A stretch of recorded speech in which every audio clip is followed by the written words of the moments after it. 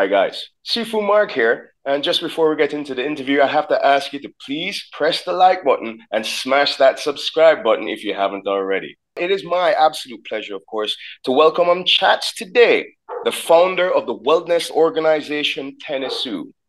He is a trauma management teacher, acupuncturist, and Tuina massage therapist, among other things. But to bring more relevance to this interview, he's a master teacher of Aikido and Tai Chi Chuan. Having studied the arts for now over 40 years, he uses his skills and resources to develop infrastructure and healing networks across the African continent, from Ethiopia to South Africa. Please welcome Master Alonzo Zochi Young. How are you doing today, sir? I'm doing well, thank you. Oh, yes, nice. Yes, it's a beautiful, this is a beautiful day today. It was just before our meeting where it was raining. So the sun came out, I'm sitting outside, enjoying the sun and having a conversation with you. So it's perfect. It is perfect timing. It's perfect. That's great, sir. That's great. So you know what? So let's not waste any of this perfect timing and go straight into that interview. Okay, sir? First question. How do you get started in martial arts? Before I answer the martial art part, I would prefer to use liberatory art. And there's a reason. Martial implies war, and we focus primarily on the fighting part. But the art itself is more expansive than that. And it's a liberation art for the practitioners and others. And if you look at the history, you'll find that that's how it began. Most of these arts, most of the Chinese arts began as a practice, a spiritual practice, and then moved over to martial arts. But my own personal practice, I began, God, I don't know, it's like I seemed like I was 5 or 6, maybe 13 years old. But one of my uncles was a Golden Glove boxer. I had 2 cousins that were in judo, and they were junior Olympic champions. And so when I would go to St. Louis, I would get thrown around and my uncle would set up boxing matches for me. So that would be the beginning of fighting arts. And then later on, I studied White Crane under Sifu Chen. And then I ended up studying Kempo for a number of years under Master Kajana. And then later moving to California, I studied Shaolin. But there was always an emptiness in it. It was always an emptiness. And when I moved to Hawaii, I learned Tai Chi. I began Tai Chi and Aikido at the same time. Because they were the piece that was missing, and for me, and so that's how I began on this journey, on this path. Okay, so in terms of your Aikido and your Tai Chi training back in Hawaii, when did you start this? I started in 1979. Okay, that's awesome. That's awesome. 78, 79, right around there. Okay. So, I have to say this. My teacher, Master Stephen Hua, he's a master of Wu style Tai Chi, right? He has never studied any other martial art other than Tai Chi. But when he looks at Aikido, he sees a perfect example of Tai Chi in play.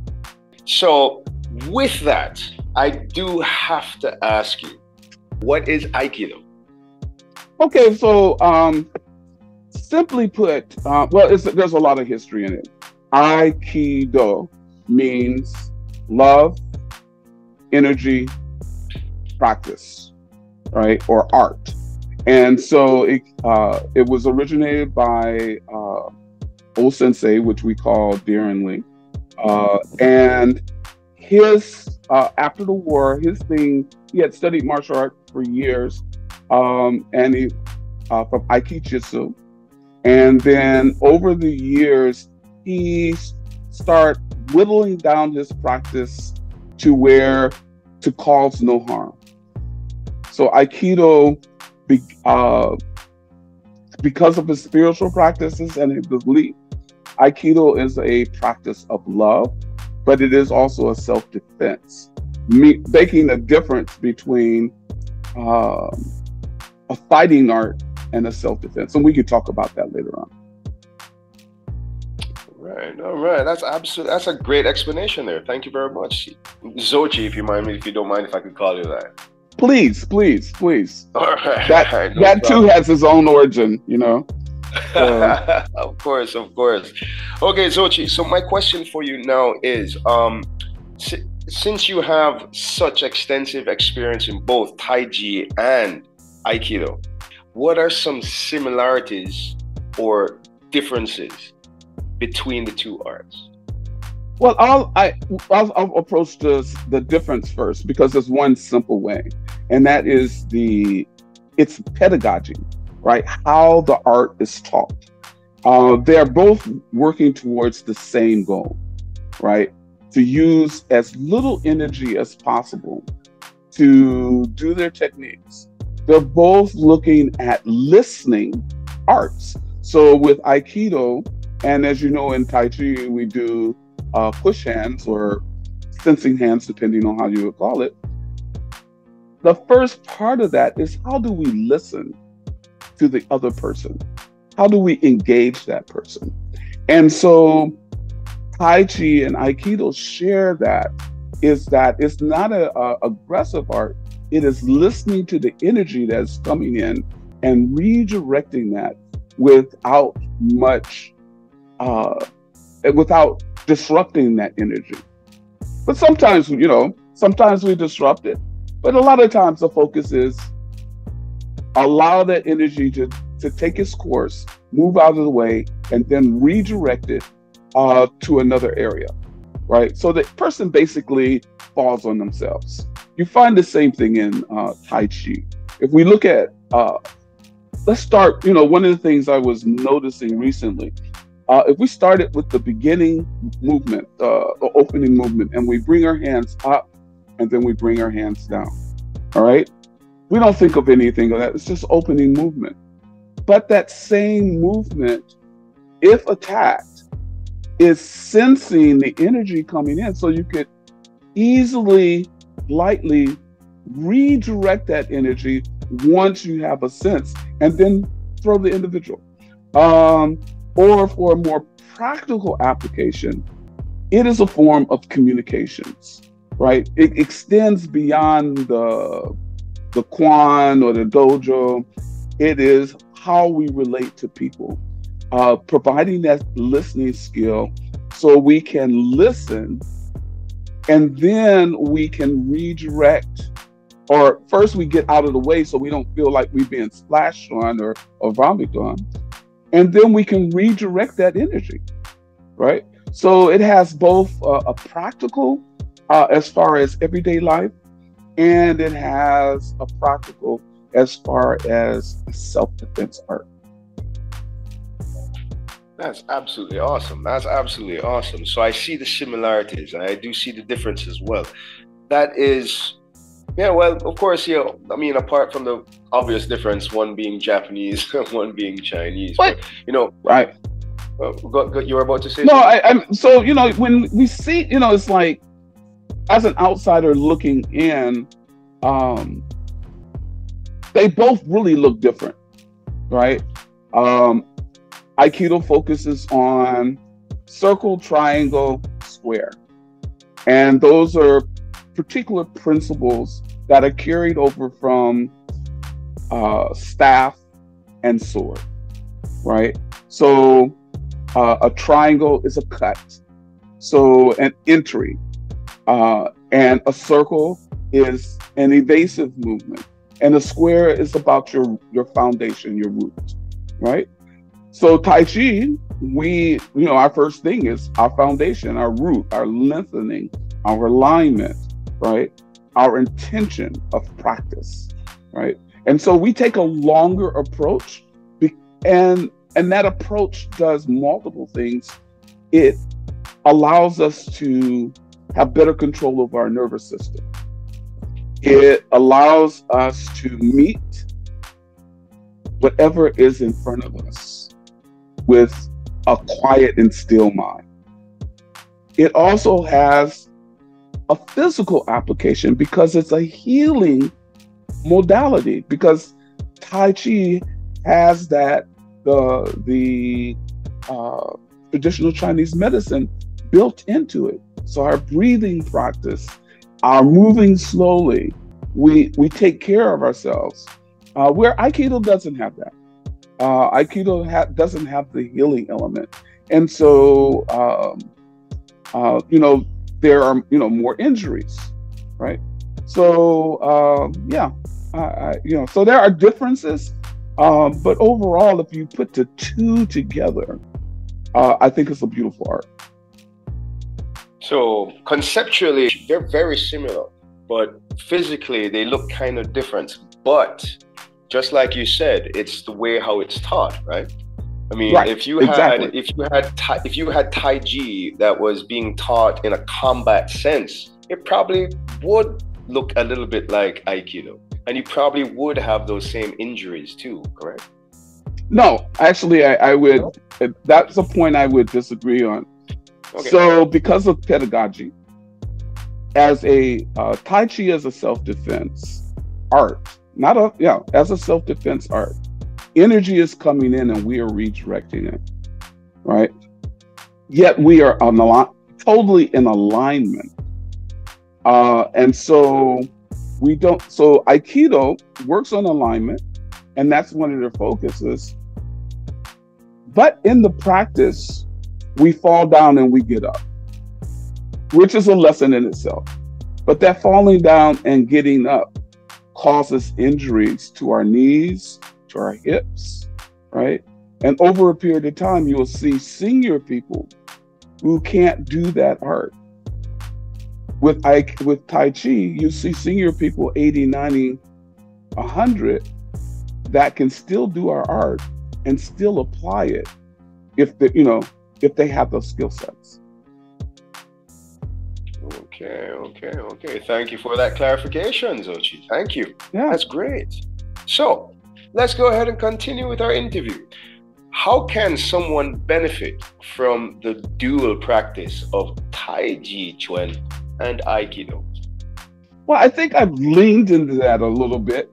The benefits of, say, Tai Chi, we know the health benefits. And like I started to say, that there are practical applications to both arts. Aikido begins with love.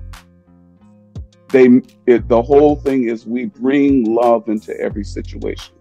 And that means we have an open heart, and we can and we don't set expectations of what is going to happen, right?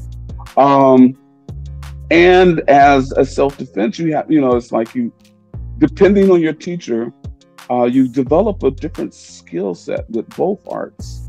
Because if you're learning to listen, then you can easily use the physical idea of deflection in a conversation, right? So instead of a direct impact or conflict, what you see in karate or some other martial arts, where we clash, there's a block, and then there's something else. We redirect and look what are you seeing over here? What is it that I don't understand?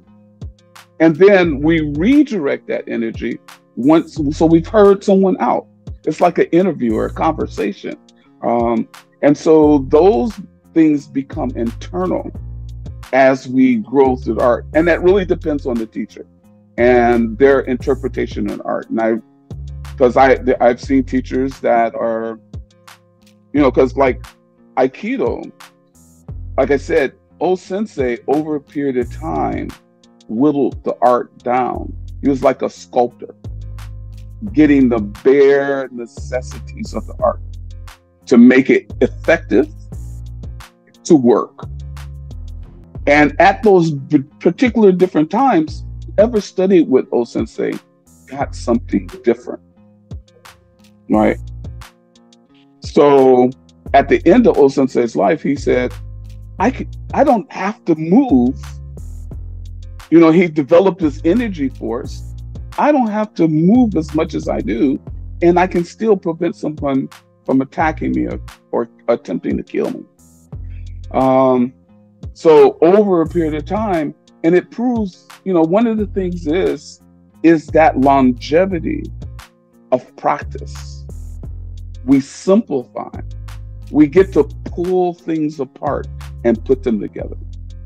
Versus legacy, where I know individuals that, well, this is how my teacher taught me, this is how I'm going to teach you, and it goes that way over and over, and there's no thought in the process.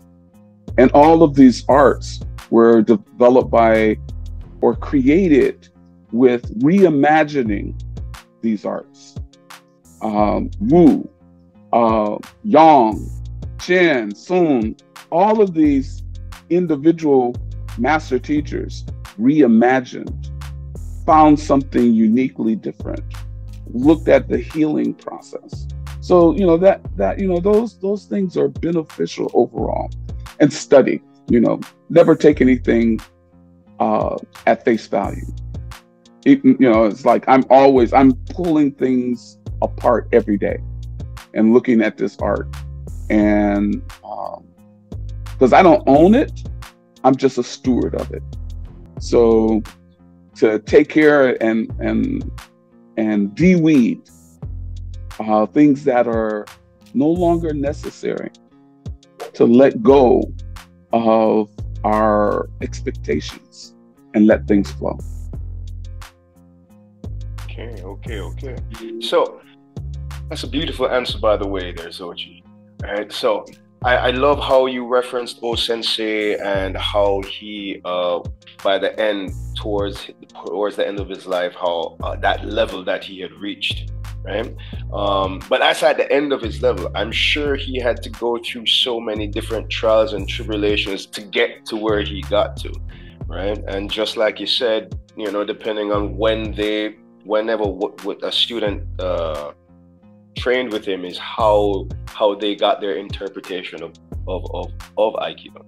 But there's a lot of truth in that, because it makes sense with most martial arts are like that too. You know, as martial arts are a living, they themselves are a living entity, right? Someone who is practicing like my teacher. My teacher has been over 50 years practicing Tai Chi. So his first student over 40 years ago, right? The way how he does Tai Chi and the way how I do Tai Chi now, it's a completely different thing because of my teacher 40 years ago versus now. It's a, you know, completely different guy. Well, not completely different, but you know what I mean. I understand exactly. The practice itself has matured within him, so I get what's happening now, and he got what was happening 40 years ago.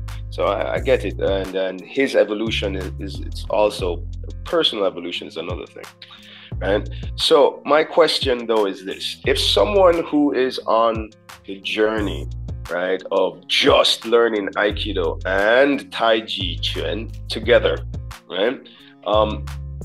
Do you think, like, in terms of techniques, right, and reaction, do you think that there are conflicting things, seeing as how Tai Chi is slightly different from Aikido in its execution? Principles are the same. That's what makes the art, is its principles.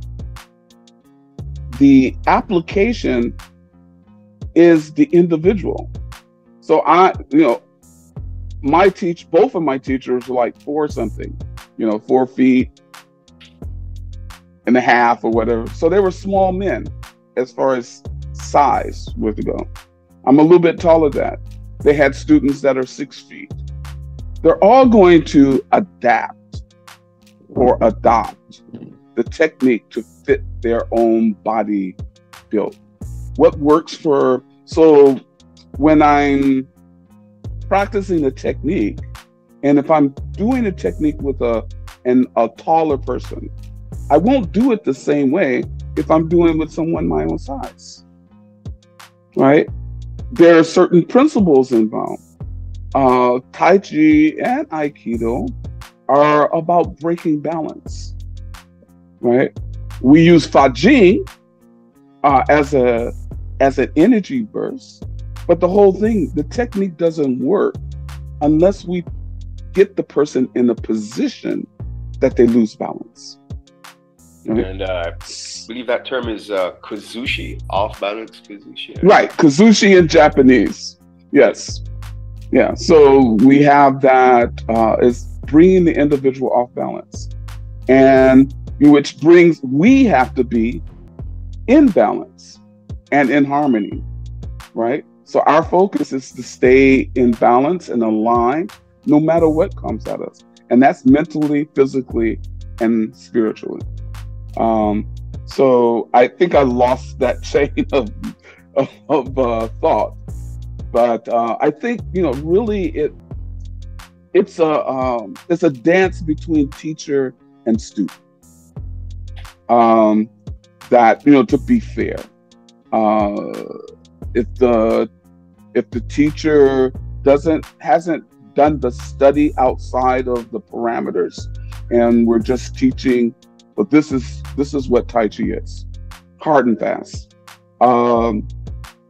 There was to be something lost in that translation. We have to remember these arts initially were ear to mouth or mouth to ear. They were family practices. So not only on the floor were you taught, but you were taught throughout your time. If you were an indoor student, you were taught continuously. There was information provided to you that wasn't provided to the normal student. For a person that's Chinese and Japanese, there were things that were embedded in their culture that they didn't have to learn. So the Tao Te Ching, the I Ching, they didn't have to learn that. O-Sensei, Shinto, which is a religion of nature. None of that had to be taught because they were already living that.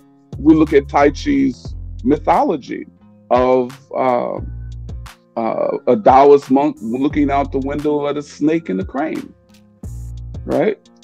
Again, we are observing nature, Shaolin, observing nature and bringing it back, and basically it's our interpretation of that. So both arts are good. I would recommend, because of my journey, I would recommend focusing on the principles of the art, taking your time. That's the biggest problem is we are in a rush. Our ego gets in the way, and we have a particular expectation that we think where we should be. So okay. I hope I answered your question. Oh yeah, you definitely answered the question, and a little bit more as well, and that's very welcome. That's very welcome. I will never cut you off, because I love to get in the psyche of my guests, and that's great. That's a great answer. So my question, going back to somebody on the journey, right, of learning both arts, Aikido and Tai Chi. So would you recommend that they learn one and then the other, or both at the same time?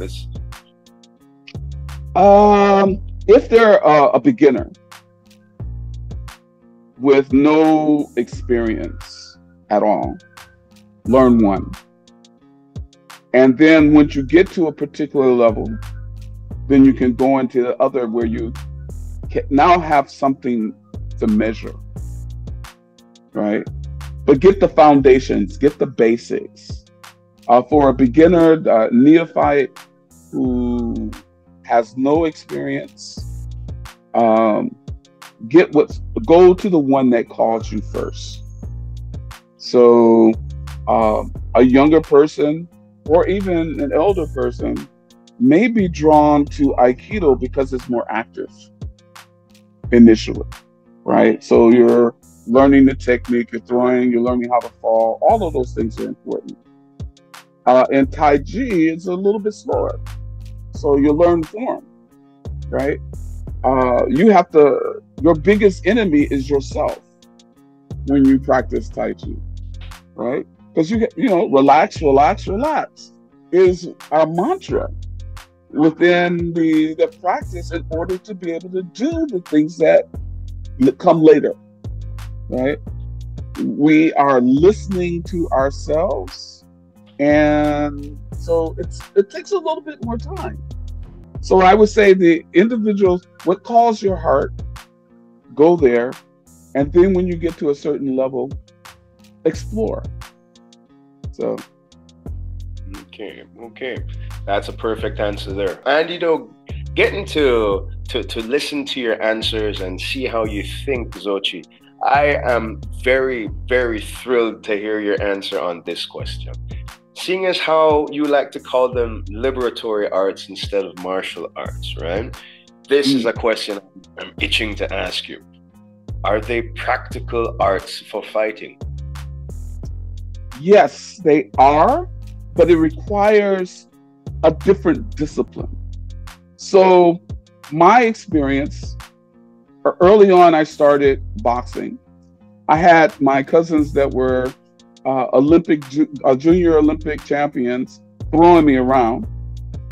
When I was in high school, middle school, I became a part of an organization called the Golden Fists, which were artists from every style coming together, exchanging ideas. We would fight on the ground. Basically, it was MMA before MMA, right? And then my teacher in Kempo, he was a SEAL, a Navy SEAL.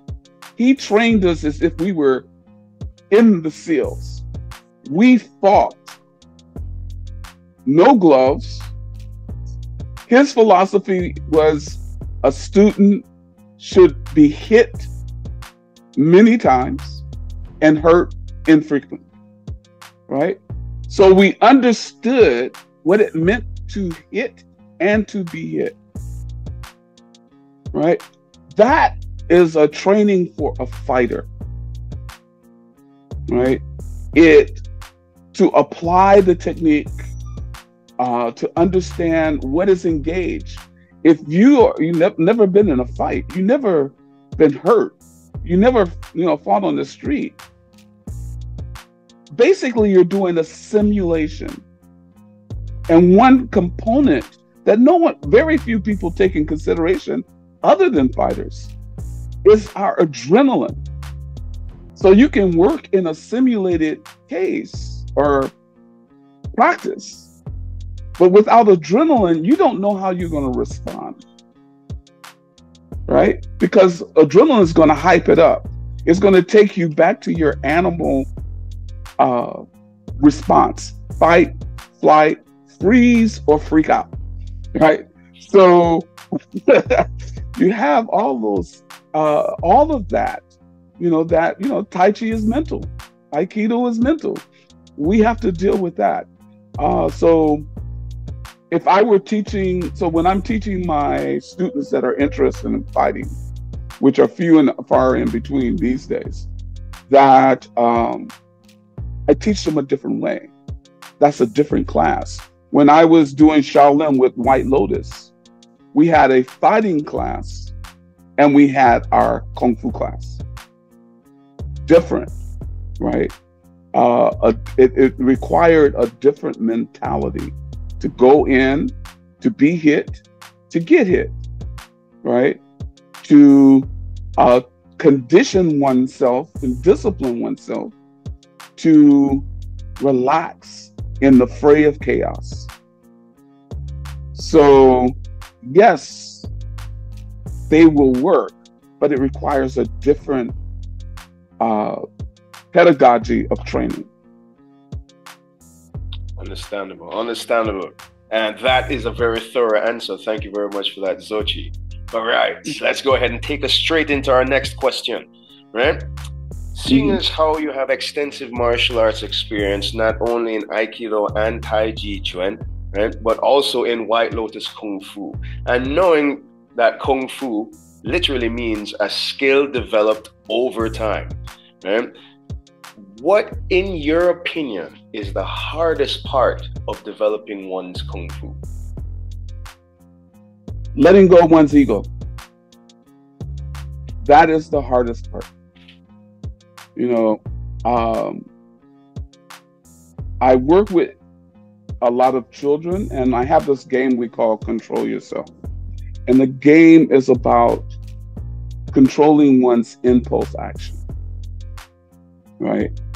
Our tendency to want to reach for something before it comes.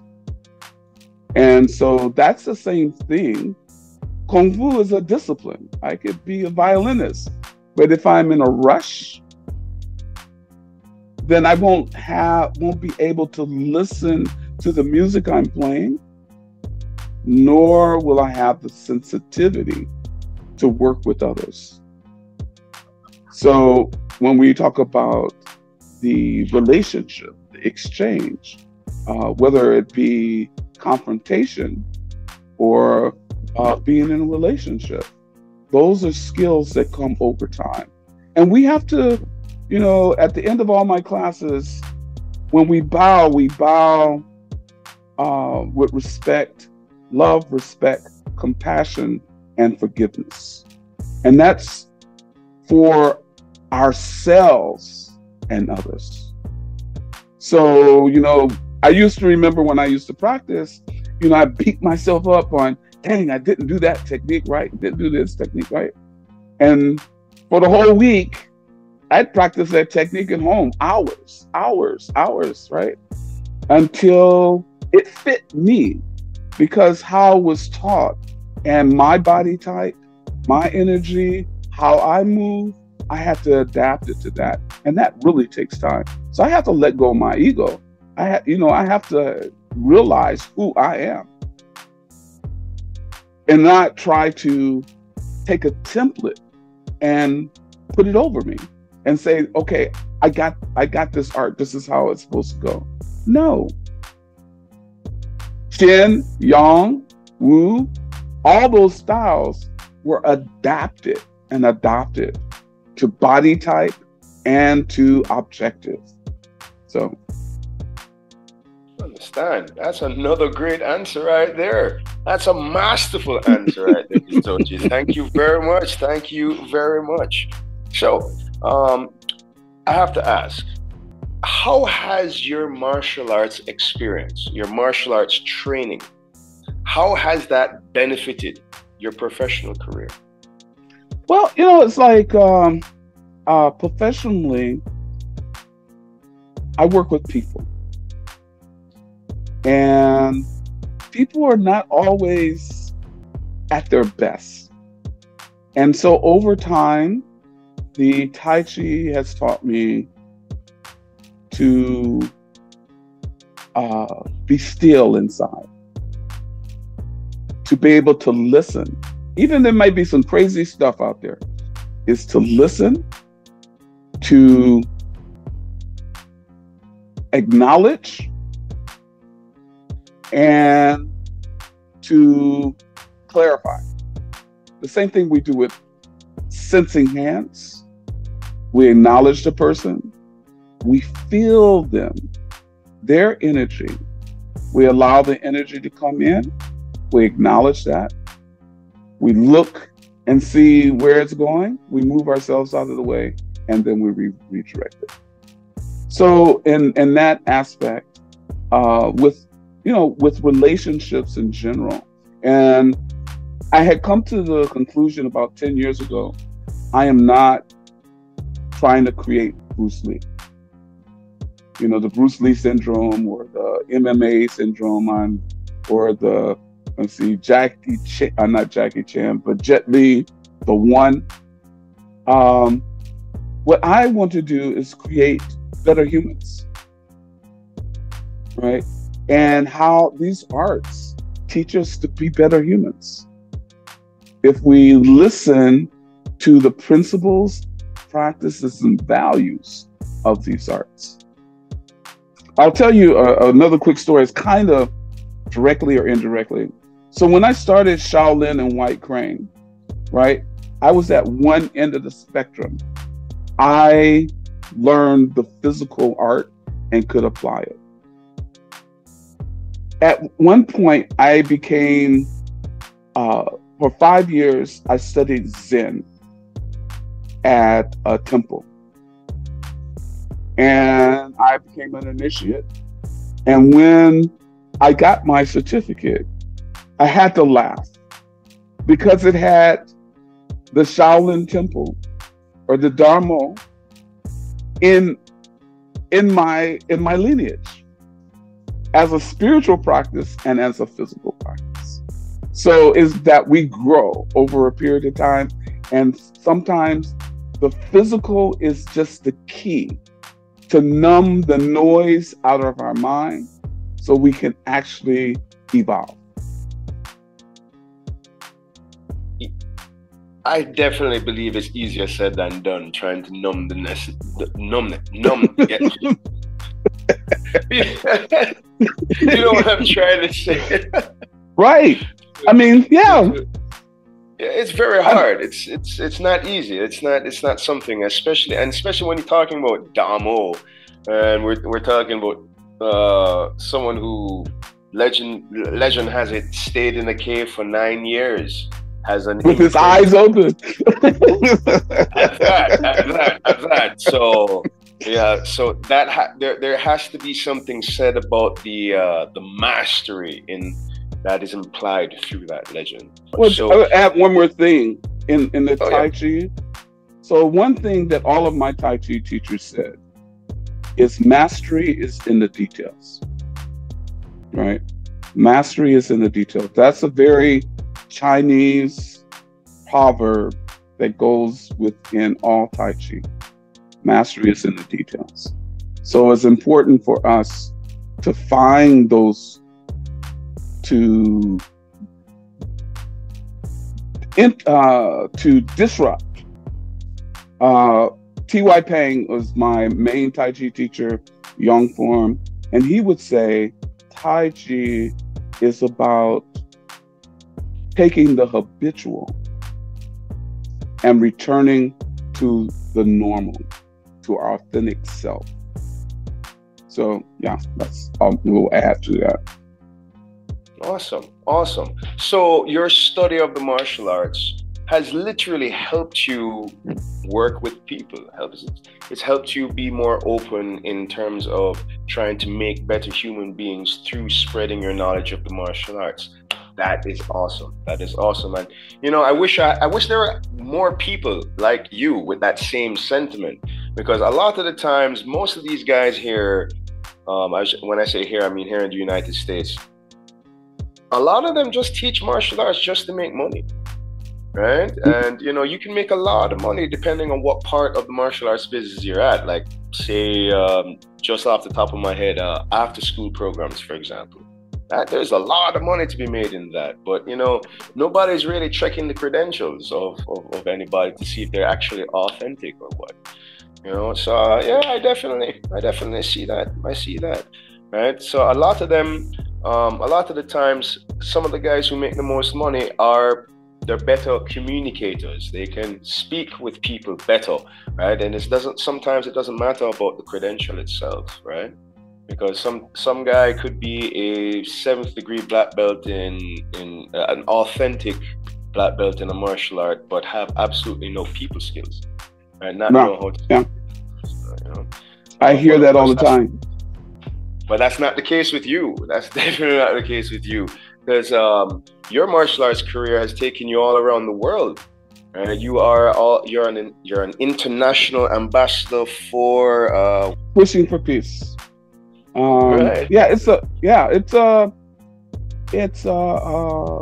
has been a journey, still is a journey.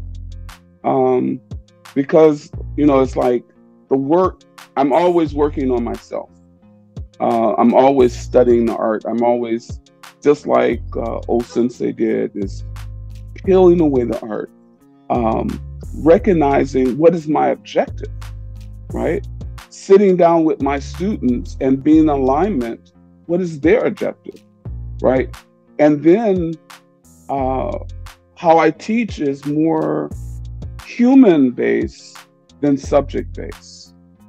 So, example, we can say that, yeah, I teach martial arts and it teaches discipline and such and such and such from a single lens, right? And a single narrow lens versus like in the school system, you know, the social emotional learning process, the understanding that there are various different individuals with various different learning abilities and skill, how they learn physically, auditory, through reading, right? We meet all of these in our class. But if we teach only one way, we're only going to get that 1% that's their learning style, right? So, if you know, it's like we got so many wars. You know, these arts have been around for a while. We need to change our emphasis, our focus, and like we're talking about, liberatory. These arts can be liberatory to free us from not only ourselves, but from the tyranny of the outside. Awesome. That's a great answer. Again, this is turning out to be an interview full of gold nuggets, Zochi. Thank you very much, sir. Seeing as how you literally said you're trying to create better human beings when you teach these liberatory arts. If you could teach the new generation of martial artists only one thing, whether it be technique, or it would be philosophy, or it could be a combination of both, what would it be? I think the thing that I would is really letting go of our expectations and our ego. So that would be the, you know, Tai Chi and I think Tai Chi teaches that well. If we pay attention, because we have to let go of our expectations. We are forced to move slowly, and then we move. We relax ourselves, and so you know, letting go of ego and letting expectation starts with us, right? It starts with us. If we can listen better, we can have better relationships.